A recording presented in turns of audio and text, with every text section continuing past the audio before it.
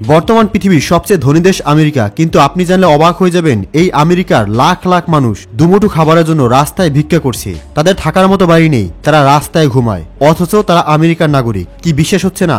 আপনি জানলে অবাক হয়ে যাবেন আমেরিকার লাখ লাখ যুবতী মেয়েরা টাকার জন্য নিজের দেহ বিক্রি করে দিচ্ছে। রাত হলেই সেখানে থাকা নেশাখোররা এই যুবতী মেয়েদেরকে ধর্ষণ করে। সেখানে ঘুরতে আসা বিভিন্ন পর্যটকরা সামান্য কিছু টাকার বিনিময়ে সুন্দরী সুন্দরী যুবতী মেয়েদেরকে এক রাতের জন্য কিনে নিচ্ছে। আপনি বিশ্বাসই করতে পারবেন না যে আমেরিকাকে আপনি দুনিয়ার সবচেয়ে ধনী দেশ মনে করেন, সেখানে এমন কিছু হয় যা আজ আমরা আপনাদেরকে সরাসরি লাইভ দেখাবো। আপনি হয়তো শুনেছেন যে আমেরিকার ভিসা পাওয়া সোনার হরিণের মতো, কিন্তু আপনি যখন নিজের চোখে দেখবেন যে আমেরিকার মানুষজন খাবারের অভাবে রাস্তায় ভিক্ষা করছে, তখন আপনার এই ধারণাই পাল্টে যাবে। সম্পূর্ণ ভিডিওটি দেখুন, আপনি এমন এমন ঘটনা দেখবেন যা আপনি স্বপ্নেও ভাবেননি। শুরু করার আগে নতুন বন্ধুরা ভিডিওটিকে লাইক করে চ্যানেলকে সাবস্ক্রাইব করে রাখুন, যাতে এই ধরনের ভিডিও সবার আগে পেয়ে যান। চলুন শুরু করি। এটা হচ্ছে ফিলাডেলফিয়া, যেটা যুক্তরাষ্ট্রের পুরনো শহরগুলোর মধ্যে একটা। এক সময় এটি ছিল উত্তর পূর্বের একটা দারুণ শিল্প এলাকা। বিশেষ করে 19 শতক থেকে 20 শতকের প্রথম অর্ধেক পর্যন্ত এখানে অনেক কলকারখানা ছিল, আর কেনসিংটন ছিল এই কলকারখানা আর শ্রমিকদের সবচেয়ে ঘনবসতিপূর্ণ এলাকাগুলোর মধ্যে অন্যতম। ভাবুন কত মানুষ এখানে কাজ করত। কিন্তু দ্বিতীয় বিশ্বযুদ্ধের পর পরিস্থিতি দ্রুত পাল্টাতে শুরু করে। শিল্প কারখানাগুলো যেন হঠাৎ করে দুর্বল হয়ে পড়ল। পোশাক, যন্ত্রপাতি আর ধাতুর মতো বড় বড় শিল্পগুলো একে একে বন্ধ হয়ে যেতে লাগলো। 1970 সালের শেষের দিকে ফিলাডেলফিয়া শহরে প্রায় 2,50,000-এরও বেশি মানুষ তাদের চাকরি হারায়, যারা শিল্প কারখানায় কাজ করত। 80 দশকের শেষের দিকে এই পরিবর্তনের খারাপ লক্ষণগুলো ভালোভাবে বোঝা যেতে শুরু করলো। সরকারি সুযোগ সুবিধাগুলো খারাপ হতে শুরু করে। এলাকার স্কুলগুলোতে টাকার অভাব দেখা দিল। রাস্তাঘাট, ব্রিজ সবকিছু ভেঙে পড়ছিল, আর গণপরিবহন ব্যবস্থাও ছোট হয়ে আসছিল। মজার ব্যাপার কি জানেন? শহরের অন্য কিছু গুরুত্বপূর্ণ এলাকা যখন নতুন করে সাজানোর জন্য সরকার ও বেসরকারি খাত থেকে টাকা বিনিয়োগ করা হচ্ছিল, তখন কেনসিংটনের মতো চরম গরিব এলাকাগুলোতে যেন ইচ্ছে করেই বাদ দেওয়া হয়েছিল। 1990 সালের মধ্যে কেনসিংটনে দারিদ্র্যসীমার নিচে বেসরকারি পরিবারের সংখ্যা 37% ছাড়িয়ে গিয়েছিল। 3 দশক পরও এই সংখ্যাটা কিন্তু এখনো 30%-এর নিচে নামেনি। তাহলে প্রশ্ন হলো, যখন একটা এলাকার অবস্থা খারাপ হতে থাকে এবং সেগুলোকে ভালো করার জন্য কোনো পরিকল্পনা বা টাকা দেওয়া হয় না, তখন সেই শহরের ব্যবস্থা আর কতদিন টিকে থাকতে পারে? যখন একটা শহরের মূল কাঠামো ধীরে ধীরে আর চুপচাপ ভেঙে যায়, তখন কি সেই শহর টিকে থাকতে পারে? একটা শহর হঠাৎ করে ভেঙে পড়ে না। এর শুরু হয় প্রতিটা আর্থিক সিদ্ধান্তে, প্রতিটা বাজেট কমানোর পদক্ষেপে, আর প্রতিটি ঋণের পরিকল্পনায়, যা সমাজের ভেতরের ভেদাভেদকে আরো বাড়িয়ে তোলে। আর যখন বেকারত্ব, স্কুল থেকে ঝরে পড়া বা মাদকাসক্তির মতো সামাজিক সমস্যাগুলো কিছু নির্দিষ্ট এলাকায় এত স্পষ্টভাবে দেখা যায়, তখন বুঝতে হবে এটা কোনো দুর্ঘটনা নয়, এটা আসলে আমাদের তৈরি করা সিস্টেমেরই খারাপ ফল। সম্পত্তির মূল্যবৃদ্ধি।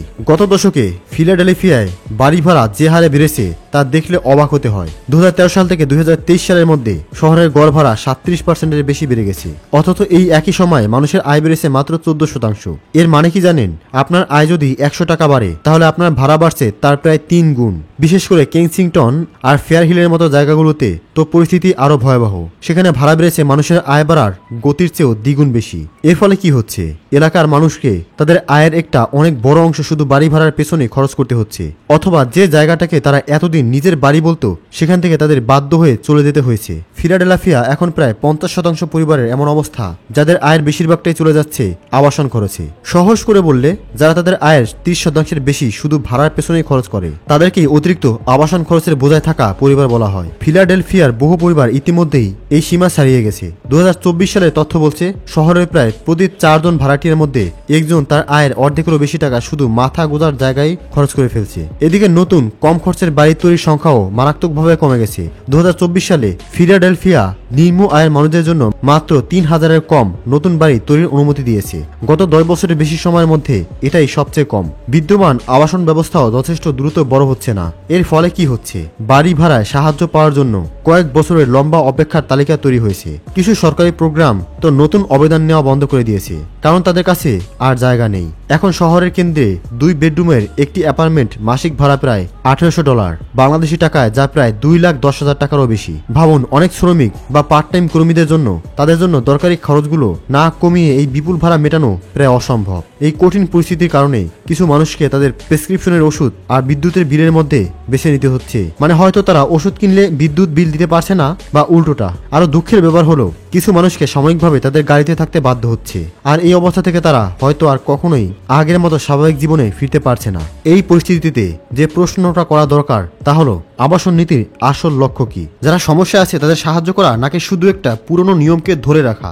আবাসন নীতির কাজ কি? এটা নিশ্চিত করা যে সিস্টেমটা চলুক, নাকি যাদের নতুন করে শুরু করার জন্য একটা বাড়ির দরকার তাদের সেই সুযোগ করে দেওয়া? সবাইকে সুবিধা না দিয়ে কিছু এলাকার উন্নতি করলে শহরের বহু মানুষের জন্য জীবনযাত্রার খরচ নাগালের বাইরে চলে যায়। এর ফলে কিন্তু শুধু আর্থিক নয়, যখন মানুষকে তাদের চেনা পরিবেশ থেকে কোনো স্পষ্ট বিকল্প ছাড়াই সরিয়ে দেওয়া হয়, তখন তাদের কাজ থেকে শুরু করে বাচ্চাদের দেখাশোনা বা চিকিৎসার মতো সব দরকারি ব্যাপারে সমস্যা হয়। আর এই ফাটলগুলোতে মানুষের মনে ভয় আর অস্থিরতা অর্থনৈতিক হিসাবের চেয়েও দ্রুত বাড়ে। ফিলাডেলফিয়ার এই গল্পটা শুধু একটা শহরের গল্প নয়, এটা আমাদের শেখায় যে যখন সমাজ আর মানুষের মৌলিক চাহিদাগুলোর দিকে খেয়াল রাখা হয় না, তখন কি ভয়াবহ পরিণতি হতে পারে। আইনগত ব্যবস্থা। ফিলাডেলফিয়ার কেনসিংটন এলাকার যে গভীর সমস্যাগুলো নিয়ে আমরা আলোচনা করেছিলাম তার একটা বড় অংশ জুড়ে আছে সেখানকার রাস্তায় বসবাস করা মানুষগুলোর প্রতিদিনের জীবন। আমাদের মতো তাদের জীবনযাত্রা কিন্তু মোটেও স্বাভাবিক নয়। কেনসিংটনের মতো অনেক এলাকা এখন মাদকের এক নতুন মহামারীর কেন্দ্রে পরিণত হয়েছে, বিশেষ করে নতুন প্রজন্মের ওপিওড এক ধরনের মাদকের ব্যবহার, কেনাবেচা। আর এর ফলে যে ভয়াবহ পরিস্থিতি তৈরি হচ্ছে তা এখন আর ব্যক্তিগত কোনো সমস্যা নয়, এটি ফিলাডেলফিয়ার জন্য এক বড় এবং সবার চোখের সামনে থাকা জনস্বাস্থ্য সংকট। 2023 সালের ফিলাডেলফিয়ার অতিরিক্ত মাত্রায় মাদক সেবনের ওভারডোজের কারণে 1100-এর বেশি মানুষ মারা গেছে। এটা যুক্তরাষ্ট্রের 10টা বড় শহরের মধ্যে সবচেয়ে বেশি। আরও চিন্তার বিষয় হলো জাইলাইজিন আর মেডোমিন নামের কিছু নতুন ধরনের মাদকের ব্যবহার হু হু করে বেড়ে চলছে। এই দুটো জিনিস আসলে পশু চিকিৎসায় ব্যবহার করা হতো, কিন্তু এখন এগুলো ফেন্টানিলের আরেকটা মারাত্মক মাদক যেটার সাথে মিশিয়ে বিক্রি হচ্ছে। 2025 সালের শুরুর দিকে ফিলাডেলফিয়া শহরে যত ফেন্টানিল ধরা পড়েছে তার 87% নমুনার মধ্যে এই জাইলাজিন বা মেডোমিডন এর অন্তত একটা পাওয়া গেছে। সমস্যা হলো সাধারণ ওপিওডের বিপরীতে এই দুটো মাদকের জন্য ন্যালাক্সিন কাজ করে না। ন্যালাক্সিন হলো অতিরিক্ত মাত্রার মাদক সেবনের পর মানুষকে বাঁচানোর জন্য জরুরি ঔষধ, কিন্তু জাইলাজিন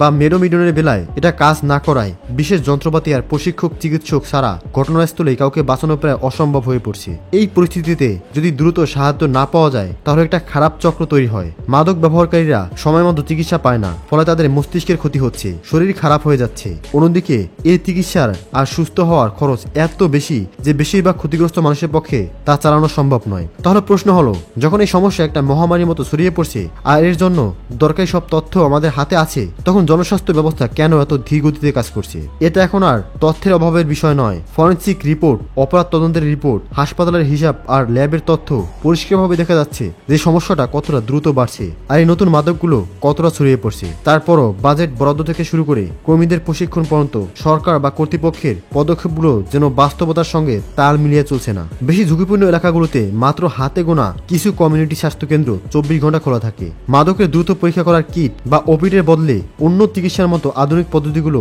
এখনো সেখানে চালু হয়নি। একটা শহর নিজেকে সক্ষম মনে করতে পারে না যদি সে তার নিজের কিছু মানুষকে এমন একটা পরিস্থিতিতে বসবাস করতে দেয় যেখানে স্বাস্থ্যসেবা পাওয়ার সুযোগ শুরু থেকেই কেড়ে নেওয়া হয়েছে। যখন একটা বড় সমস্যা প্রতিদিনের চোখের সামনে দেখা যায় কিন্তু যতটা গুরুত্ব দিয়ে সমাধান করা দরকার ততটা গুরুত্ব দেওয়া হয় না, তখন এই দেরির কারণেই সমস্যাটা আরো বড় হয়ে ওঠে। ফিলাডেলফিয়ার কেনসিংটন এলাকার এই গল্পটা আমাদের চোখে আঙুল দিয়ে দেখিয়ে দেয় যখন আমরা সবচেয়ে দুর্বল মানুষদের পাশে দাঁড়াই না তখন একটা শহরের কি অবস্থা হতে পারে। ফিলাডেলফিয়ার রাস্তায় থাকা মানুষগুলোর সকালটা আমাদের মতো অ্যালার্ম বা এক কাপ কফি দিয়ে শুরু হয় না, তাদের দিন শুরু হয় অন্য এক কঠিন যুদ্ধ দিয়ে। তারা প্রথমেই এমন একটা জায়গা খুঁজে বের করার চেষ্টা করে যেখানে তারা কোনো তাড়াহুড়া ছাড়া বাথরুম ব্যবহার করতে পারে, যেখানে মানুষ নজরের বাইরে গিয়ে মুখ ধুতে পারে। ভাবুন তো, আমাদের কাছে যে খুব সাধারণ পরিষেবাগুলি যেমন পরিষ্কার পানি, একটু নিরিবিলি বাথরুম বা মোবাইল চার্জ দেওয়ার জন্য একটা বৈদ্যুতিক সংকট, যেগুলো তাদের জন্য যেন হাতের নাগালের সম্পূর্ণ বাইরে। একটা শহর কি নিজেকে কল্যাণমূলক শহর বলতে পারে যখন তার মানুষের বেঁচে থাকাটা সরাসরি সাহায্য পাওয়ার চেয়ে নানা নিয়ম এড়িয়ে চলার উপর বেশি নির্ভর করে? দিনের খাবার সাধারণত 3টি জায়গায় থেকে আসে: স্থানীয় গির্জা, কমিউনিটি কিচেন যেখানে বিনামূল্য খাবার দেওয়া হয়, বা আধা মোবাইল সাহায্যকারী ট্রাক। কিন্তু দুঃখের বিষয় হলো সবাই পর্যাপ্ত খাবার পায় না, আর সব খাবার পুষ্টিকর হয় না। তাদের খাবার সংরক্ষণের কোনো সুযোগ নেই, যা পায় হয় তখনই খেয়ে নিতে হবে, না হয় ফেলে দিতে হবে। যাদের ডায়াবেটিক্স, উচ্চ রক্তচাপ বা খাবারের অ্যালার্জির মতো দীর্ঘদিনের অসুস্থতা আছে তাদের জন্য এই অবস্থায় সঠিক খাবার খাওয়া প্রায় অসম্ভব হয়ে পড়ে। সন্ধ্যা নামার সাথে সাথে শুরু হয় ঘুমানোর জায়গার অনুসন্ধান। জরুরি আশ্রয় কেন্দ্রগুলোতে সাধারণত তাড়াতাড়ি পৌঁছানো এবং আগে থেকে নাম লেখানো লাগে। যারা নাম লেখাতে পারে না তাদের অন্য কোথাও খুঁজতে হয়, যেমন বাড়ির বারান্দা, পার্ক, পরিত্যক্ত বাস বা সুপার মার্কেটের পিছনে করিডর। মানুষের সামনে বা খোলা জায়গায় ঘুমানোর কারণে পুলিশ সতর্ক বার্তা জায়গা থেকে তুলে দেওয়া বা জরিমানা মুখে পড়তে হয়। কিন্তু অপেক্ষার তালিকা আর সীমিত আশ্রয় কেন্দ্রের বাইরে তাদের জন্য আর কোনো বিকল্প নেই। ঘুমানোর সময় নিরাপত্তার অভাবও অনেক মানুষকে আশ্রয় কেন্দ্রে না যাওয়ার অন্যতম অন্যতম কারণ। আশ্রয় কেন্দ্রগুলোতে ভিড়, কোনো নিয়ন্ত্রণ না থাকা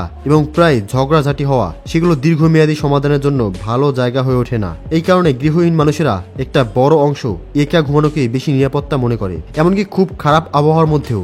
এমন পরিস্থিতিতে নিজের শরীর পরিষ্কার রাখাটা, ব্যক্তিগত স্বাস্থ্যবিধি খুব কঠিন হয়ে পড়ে। অথচ চাকরি খুঁজে পাওয়া বা কোনো সরকারি সাহায্য পাওয়ার জন্য পরিষ্কার পরিচ্ছন্ন থাকাটা খুবই জরুরি। সব এলাকায় পাবলিক শাওয়ার বা বিনামূল্যে পানি পাওয়ার ব্যবস্থা নেই। বেশিরভাগ মানুষকে কমিউনিটি সেন্টার, পাবলিক লাইব্রেরি বা সুবিধাজনক দোকানে থাকা বাথরুমের উপর নির্ভর করতে হয়, আর অনেক সময় সেখানেও তাদের ঢুকতে দেওয়া হয় না। যখন আধুনিক সব সুযোগ সুবিধা থাকা একটা শহরেও হাজার হাজার মানুষকে প্রতিদিন সামান্য আত্মসম্মানটুকু ধরে রাখার জন্য এত কষ্ট করতে বাধ্য করতে হয়, তখন এই সমস্যাটা আর শুধু ব্যক্তিগত থাকে না, এটা পুরো শহরের শাসন ব্যবস্থার আসল লক্ষ্য কি সেটারই সবচেয়ে বড় প্রমাণ হয়ে দাঁড়ায়। বেশিরভাগ মানুষকে কমিউনিটি সেন্টার, পাবলিক লাইব্রেরি বা সুবিধাজনক দোকানে থাকা বাথরুমের উপর নির্ভর করতে হয়, আর অনেক সময় সেখানেও তাদের ঢুকতে দেওয়া হয় না। যখন আধুনিক সব সুযোগ সুবিধা থাকা একটা শহরও হাজার হাজার মানুষকে প্রতিদিন সামান্য আত্মসম্মানটুকু ধরে রাখার জন্য এত কষ্ট করতে বাধ্য করে, তখন এই সমস্যাটা আর শুধু ব্যক্তিগত থাকে না, এটা পুরো শহরের শাসন ব্যবস্থার আসল লক্ষ্য কি সেটারই সবচেয়ে বড় প্রমাণ হয়ে দাঁড়ায়। সংস্কৃতি নবজাগরণ। ফিলাডেলফিয়ার কেনসিংটন এলাকার পরিস্থিতি আসলে খুব জটিল। এই এলাকাটিকে এখন আর আগের মতো শহরের উন্নয়নের অংশ হিসেবে দেখা হয় না। এটি তার নিজস্ব নিয়মে চলছে, যেখানে শহরের নিয়মকানুনগুলো শুধুই সমস্যা ঠেকানোর জন্য ব্যবহার করা হচ্ছে, মানুষকে ভালো করার জন্য নয়। আর সব নতুন পরিকল্পনা এই এলাকার মানুষকে আবার স্বাভাবিক জীবনে ফিরিয়ে আনার বিষয়টাকে যেন ইচ্ছাকৃতভাবে এড়িয়ে যাওয়া হচ্ছে। এই সবকিছুর সবচেয়ে বড় প্রমাণ হলো এখানকার মানুষের দ্রুত বদলে যাওয়া। গত 10 বছর কেনসিংটনের 45%-এরও বেশি গরিব মানুষ এলাকা ছেড়ে চলে গেছে। এর প্রধান কারণ হলো ভাড়া বেড়ে যাওয়া, জীবনযাত্রার অবস্থা খারাপ হওয়া, অথবা উন্নয়নের এমন সব কাজ যা এলাকার মানুষের কথা ভাবে না। শহরের তথ্য থেকে দেখা যায় 2017 সাল থেকে কেনসিংটনের 3 কিলোমিটার এলাকার মধ্যে বেশিরভাগ নতুন বাড়ি তৈরি হয়েছে বেশি আয়ের মানুষদের জন্য, যারা আগে এই এলাকায় থাকতো না। জনসংখ্যা দ্রুত বদলে যাওয়ার সাথে সাথে এলাকাটা পরিষ্কার পরিচ্ছন্ন করার একটা প্রবণতাও দেখা দিয়েছে। অনেক জায়গা যেখানে আগে গরিব মানুষেরা তাঁবু খাটিয়ে থাকতো বা দল বেঁধে দেওয়া হতো, সেগুলো এখন প্রশাসনিকভাবে পরিষ্কার করা হয়েছে। এরপর বিরাট দিয়ে ঘিরে দেওয়া হয়েছে, একত্রিত হওয়া নিষেধ এমন নোটিশ লাগানো হয়েছে, অথবা সাময়িকভাবে দোকানপাটের জন্য ব্যবহার করা হচ্ছে। এই পরিবর্তনের সাথে কিন্তু গরিব মানুষদের জন্য কোনো ভালো পুনর্বাসন পরিকল্পনা বা জরুরি থাকার জায়গার ব্যবস্থা করা হয়নি। এর ফলে আশেপাশের এলাকাগুলোতে গৃহহীন মানুষের সংখ্যা আরও বেড়ে গেছে। এতে সমস্যাটা সমাধান না হয়ে শুধু এক জায়গা থেকে অন্য জায়গায় সরে গেছে। 2024 সাল পর্যন্ত কেনসিংটনে পুরো শহরের মধ্যে সবচেয়ে বেশি জোর করে মানুষের সরিয়ে দেওয়ার ঘটনা ঘটেছে। প্রতি সপ্তাহে গড়ে অন্তত 4 বার অভিযান চালিয়ে মানুষকে উচ্ছেদ করা হয়েছে অথবা জনপরিসর থেকে বের করে দেওয়া হয়েছে। তবে একটা কথা জেনে অবাক হবেন, প্রতিবার উচ্ছেদের 72 ঘন্টার মধ্যেই বেশিরভাগ মানুষ আবার সেই জায়গায় ফিরে আসে। এর মানে হলো জোর করে এই ব্যবস্থাগুলো কোনো স্থায়ী পরিবর্তন আনছে না। এটা শহর বাদ দেওয়ার নীতির উপর চলতে পারে না। যখন থাকার জায়গাগুলো শুধু অর্থনৈতিক সামর্থ্য আর মৌলিক সুবিধা পাওয়ার ক্ষমতার ভিত্তিতে ভাগ করা হয়, আর যার টাকা আছে সে পাবে, যার নেই সে পাবে না, তখন পুরো শহরের কাঠামোই ক্ষতিগ্রস্ত হয়, শুধু একটা নির্দিষ্ট এলাকা নয়। কেনসিংটনের এই পরিস্থিতি যেন আমাদের চোখে আঙ্গুল দিয়ে দেখিয়ে দিচ্ছে যে যদি আমরা আমাদের সমাজের দুর্বলতম অংশকে বাদ দিয়ে শুধু কিছু এলাকার উন্নতি করি, তাহলে একটা বড় সমস্যা তৈরি হয়। এটা আমাদের শেখায় যে সত্যিকারের উন্নয়ন তখনই সম্ভব যখন আমরা সবার কথা ভাববো, কাউকে বাদ দেব না। প্রিয় দর্শক, আপনি পরবর্তী ভিডিওতে কোন দেশ সম্পর্কে জানতে চান তা কমেন্টসে লিখে জানাবেন। আপাতত স্ক্রিনে দেখানো এই ভিডিওটি এনজয় করুন। ধন্যবাদ।